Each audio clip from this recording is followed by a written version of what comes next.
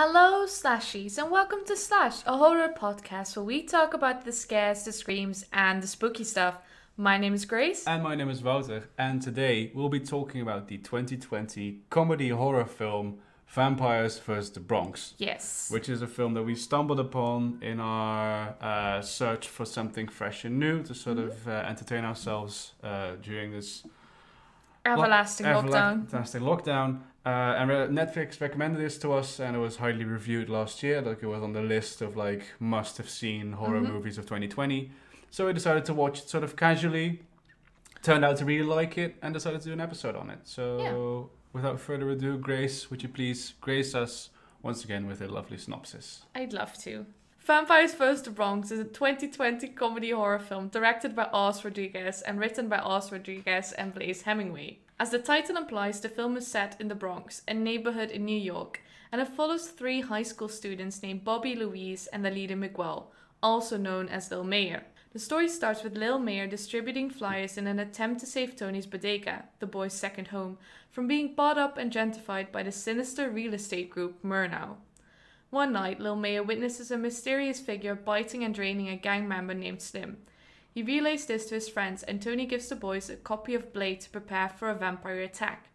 With the help of Louise, Lil Mayor deduces that Murnau is buying property in order to build a vampire nest.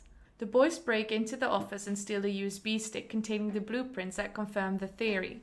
They break into the first vampire nest and attempt to gather evidence, but when they try to show the footage, there's nothing to see. The boys are dismissed, but Rita, Lil Mayor's crush, explains that you cannot film vampires because they have no souls. After momentarily being separated by the respective caretakers, the boys break into the church to steal holy water and Eucharists, and then meet up at the nest to kill the vampires before sunup. While they manage to surprise some of the vampires, they are too late to kill them all.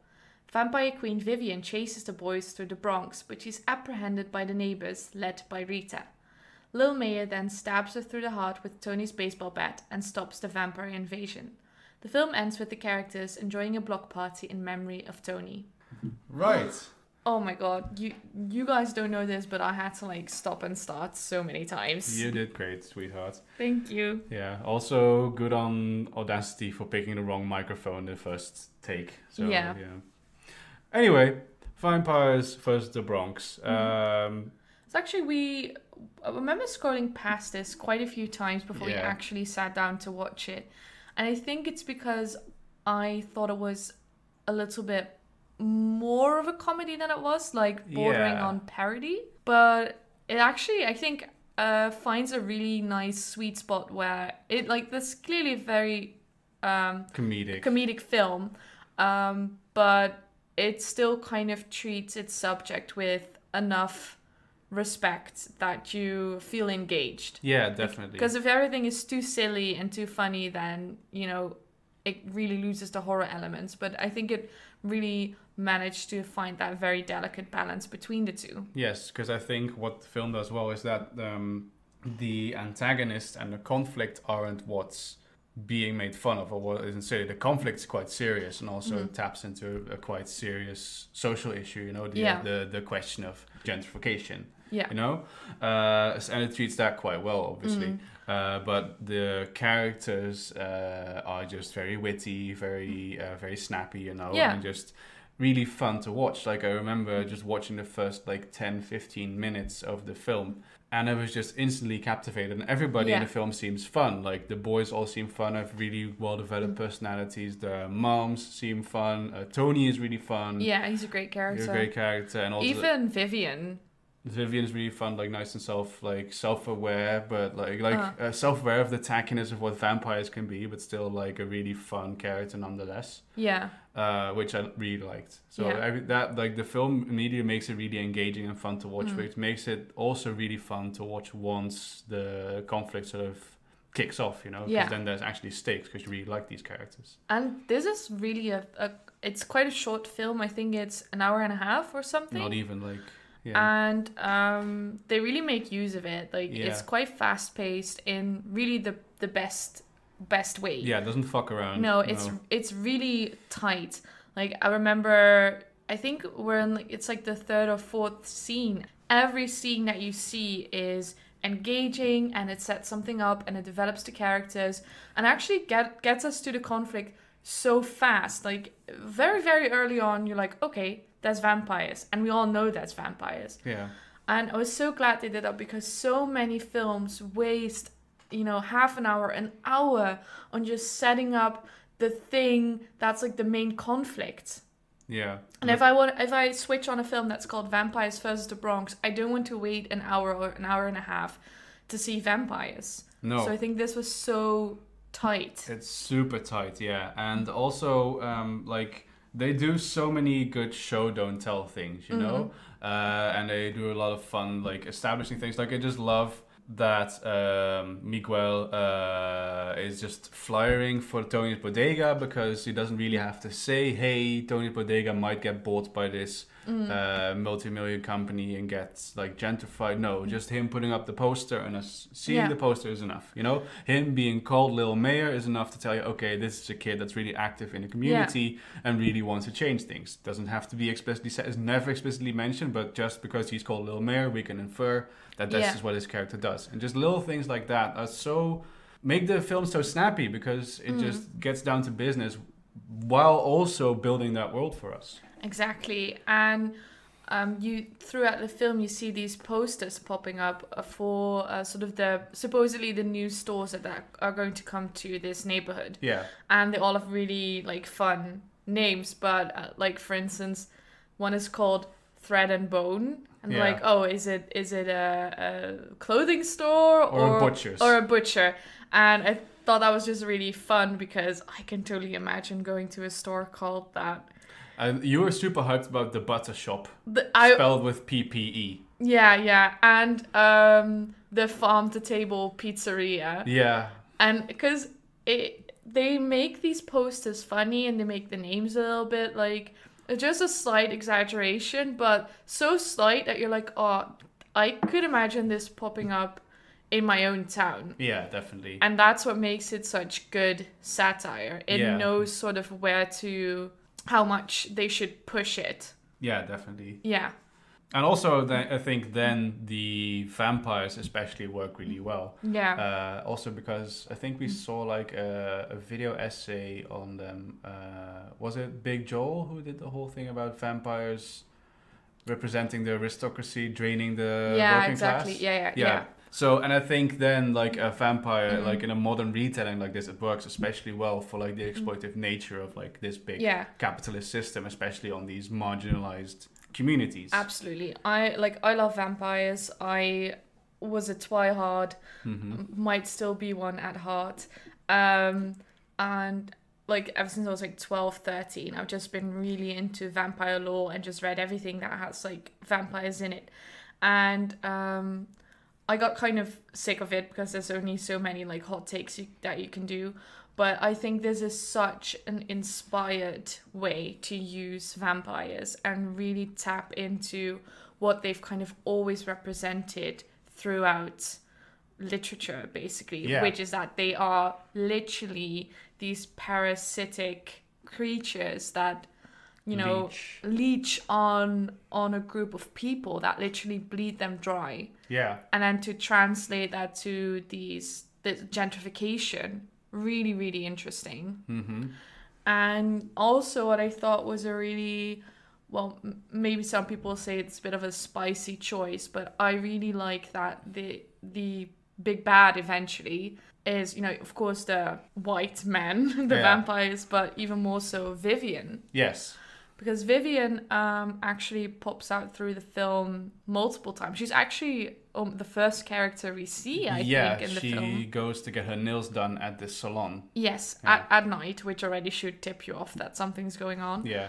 And Vivian doesn't really get flagged as dangerous by the other characters, because she is kind of hiding behind her femininity and being, you know, this bubbly white lady who is trying to be, you know, who just moved to this neighborhood, and she's trying to help out, and she's nice, and she's not going to call the cops. Don't worry. And I'm going to bring maple scones to the block party. Yeah, I really want to help you guys. And it kind of shows that sometimes it's easy to think, oh, but like the bad guy in that situation is the super ultra rich white man, like Frank, like who is the owner of Murnau. But this kind of shows, well, you know, these white ladies that seem very innocent, but that do profit of this gentrification because now they get to live in a nice, cheap neighborhood where they can get their lattes. Yeah, are also implicit. Yeah. And I thought that was really good that they went for that. Oh yeah, for sure. Although I do think that the Frank character that we just mentioned is also really interesting because he is very much not a vampire but a familiar, and I think he is also, at least that's how I sort of read him, a sort of very nice representation of like a corporate shill, you know, somebody who won't quite be at the top ever because of course the sort of trick that the vampires pull is that they promise him the vampire life without actually making him a vampire, and they sort of dangle that high level over his head without him ever being able to achieve that. But he's still, through that sort of system, that pyramid scheme almost, he's still on top of the food chain above the Bronx neighborhood.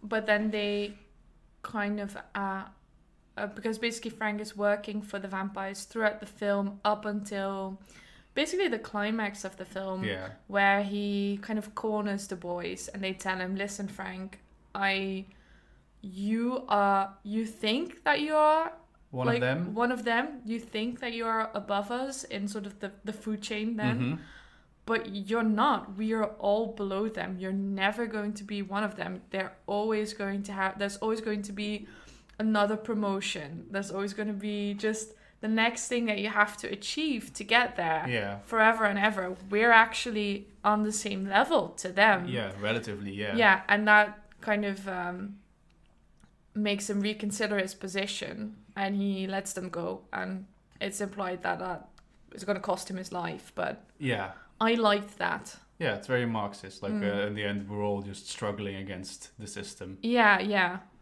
So yeah, that was all very clean. I think I like that very much. Didn't like as much if we're going to nitpick, because I think I really like this film. I really like the film. I think the kids are really great as well. Yeah. I think it's really tightly written. It has quite a clean, simple concept that is really inspired. Yes. And fun and easy to recap because it is that quite concise. Quite concise. It begins with Little Mayor saying, I want to have this block party. It ends with him having the block party. So that's really tight, I think.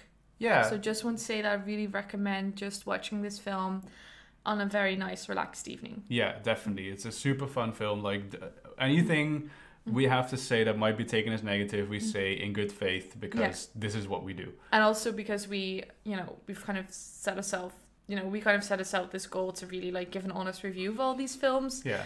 And, so we have to do that. So that's some things that we thought didn't work. Yeah. Because I commend the film for going in this direction, but I was really sad that they killed off Tony. Yes. If we're just going to launch into that, because I felt like Tony was a really, really nice character. I think it was really cool that they went. The arc they sort of gave him is that he is sort of these three boys' found father because their fathers are not in a picture for whatever valid reason. And he sort of raised them alongside their mothers, so they like when they're not at school they were at his bodega because their mums are working. And aunt, I think Louise's aunt, and so he is really like a father figure to them, and really a really sweet character, really wise and fun to watch. And I think it's sort of sad that he is supposedly the one that sort of lets them in on whole like the blade thing, and that he sort of is their protector. And then even though he's not like blindsided by the vampire, like he sees the threat coming, they still kill him off. And even he's wearing a crucifix, and like that supposedly repels them. Yeah, because Vivian grabs the crucifix and it burns her, but that just makes her angry and she kills him. Yeah. Which is just, I get what they're trying to go for because Vivian goes to the store. Yeah. And she buys something and he ends up giving it to her for free because he thinks she's nice, and, clearly he's kind of disarmed by how she presents herself. Yeah. And then he is going to give her a bag, but then he sees on the hidden camera, how do you say it? security footage, CTR? CCTV, that the CCTV isn't picking her up. Yeah. So he concludes, okay, she's a vampire. And then he gets up and he's like, oh, sorry, I don't have bags. And then she realizes she's been caught and she kills him. Yeah.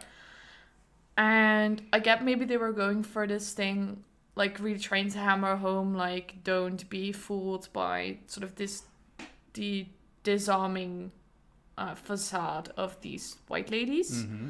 But it's just sad that it had to come at the cost of Tony, who was a really great character. Yeah. And also, I don't think it eventually did much for the film. No. Because I suppose the only thing you could say is that it sort of gives an extra incentive for the kids to kill the vampires. Yeah. But they were already pretty determined. Like, I didn't feel at that point like they were going to actually quit pursuing, their vampire hunt. No. And they also don't really have time to properly mourn him. No, which also makes the ending a little weird to me, because like the whole end goal of the film, or at least this is what the film starts off with, is them saving the bodega. Yeah. But then the morning after Tony dies, it's instantly purchased and remodeled by Murnau. Yeah. So, but they still have the block party by the end, but then to commemorate Tony. Yeah. And that's just it doesn't feel the same, like the block party would have happened anyway, and I guess that's nice, but then, and it just feels kind of sour to instead end it on, well, we lost Tony and the bodega, we were still having the party anyway. Yeah. I guess it maybe they did want to add that in as like we're resilient. Yeah. Kind of way. But I think overall the film is really light. Yeah. And I don't think it needed it. No, because like the ending before that, like when they beat the vampires, is quite triumphant, Yeah. And then it's kind of weird to end on that high note and then immediately drop that down again.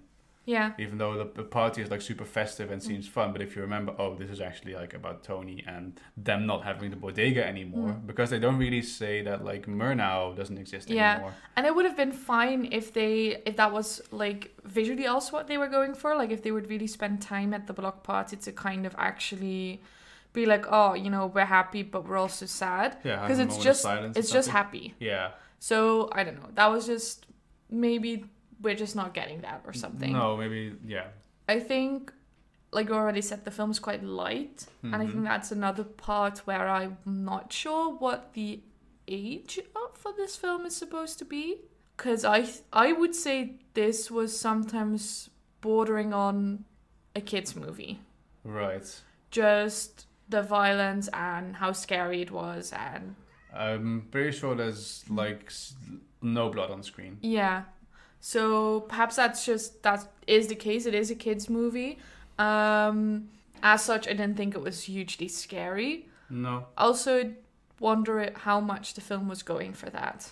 Yeah, I don't necessarily mind it, but then I think, I guess it's a horror film, like in the way that the real horror is humans, in sort of that kind of way. The real horror is the social political struggle that's underneath there. Yeah, but the way it was set up, it's so, like, they're gonna win from the beginning. Yeah. So there isn't any real tension, like, maybe the vampires are gonna win or something. No. Sorry, yeah. Yeah, no, you continue, because my point is different. Yeah, I was gonna move on to a different point as well. Oh, okay. Well, then I'm gonna latch onto that and say, well, I don't think they're gonna win, because there's let's be honest, there's only 4 vampires. Yes, this is another thing. This is probably the only, like, all these other things that we mentioned are just things that we maybe didn't like as much, or that just didn't work as much for us, but that are still super valid for the film. Yes, definitely. But this is the only actual issue I have with the film, and this is called Vampires versus the Bronx. Yeah. So what I want is an army of vampires that actually shows the blueprints for the nest, and we see what are they talking about? Like 156 caskets, I think. Yeah. So I'm expecting, like, if you're gonna tell me that number, I'm expecting that number of vampires. Yes. And I'm expecting the whole Bronx to fight them. Like, I thought this was gonna end in like this big, like, if you mess with one of us, you mess with all of us moment. And we would just get like this montage of the Bronx just tearing up these vampires. Yeah, definitely. And he kind of do that a little bit when Rita shows up, but she has like 20 people with her, and the way they shot it, they're in quite a big broad street, so it really does look like just 20 people. Yeah. And at this point, I think only Vivian is still alive. Yeah, they've already murked the other 3 vampires. And then Vivian dies because Lil Maya stabs her. Yeah, he which is pretty badass though. He jousts into her with like a piece of Tony's like baseball bat, special vintage baseball bat. So that's really cool, but I would have loved that visual of like the big fight, which the film implies it's like working towards. Yeah, and I'm just gonna make a wild assumption here. I think we're both thinking the same things. Probably budget, but then, I guess, I mean, then you could have turned it to something different, right? Like they work with these apartment buildings, like have these few vampires stalk through the apartment building, and then they are picked off by like groups of people every time. Like then they can have this sort of chase scene through the building. Doesn't require many like practical effects, but just them getting killed one by one by groups of people still makes it feel really crowded because it's a small space with small groups of people. And like, even if you can't hire 100 actors, like, just buy 5 wigs. Yeah. You know? That was a shame. I think that would have really, if it had that like wear masks or something. If it had that like really big kind of fun, maybe a little gory ending, then I think the film would have been really brilliant. Yeah, definitely, I agree. So, but that's really the only thing I would say. Yeah, I agree with you. That would be the only problem I have. I have with specifically the ending, not even the whole film. Like, because up until that point, it's just the boys versus these 4 vampires, so they're outnumbered and outgunned. Which is also fun. Which is really fun, yeah. And then I like the suiting up montage where they make holy water balloons and they make stakes out of everything. And then Rita shows up with all these silver weapons. Because she's Haitian. Yeah. So she's like, I've been preparing for this, which is really cool. Which I also really like, by the way, sort of tying into that Haitian thing. I really liked, and maybe this is a really white thing, what I'm about to say, that the film was really diverse. Like, I could imagine a more uninformed director would have just said, cast some people of color, period. But I like that they went the extra mile to make sure, like, both Miguel and Luis are Hispanic. I think they're Puerto Rican. And then there's some... Also black. Yeah, they're all black, but, like, some of them are, like, so, like, Haitian. And then there's, I think, maybe some African-American people. Like, they've just got this great... like mix of people who all also have their own cultures and that you all can also see going on like in the background when you see their homes and stuff. And I think that's such a nice touch to show, hey, people of color are not just to be lumped together, but actually all have their own cultural backgrounds and individualities, you know. And also, which I think is often forgotten or repressed by this sort of rhetoric of like generalization. This is what a black person looks like. This is what someone from the Bronx looks like. Yeah. I also really liked Rita in general, just like the way she looked as well, because she's 16 and she actually looks 16.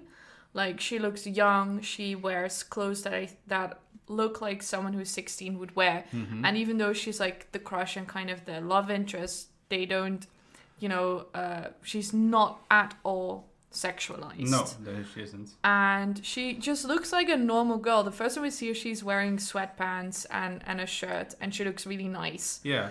And I really like that. And also, I don't know if I'm even allowed to comment on this, but so she has like a group of friends, and I think Rita has the darkest skin out of the girls, and then for her being the love interest, I just really liked that. Yeah.